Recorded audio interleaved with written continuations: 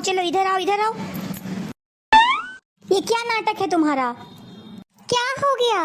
क्यों ऐसे बोल रहे हो? क्या है ये सब? अच्छा, ये बताने के लिए मुझे बुलाया था कि मेरे पार्सल्स आ गए। Thank you. दिन में 10 पार्सल्स आते हैं तुम्हारे, इतना ऑर्डर करती क्यों हो? अपने शौक पूरे करने के लिए। हाँ, शौक तो पूरी करोगी ही, पैसे तो मेरे खर्च हो रहे हैं ना।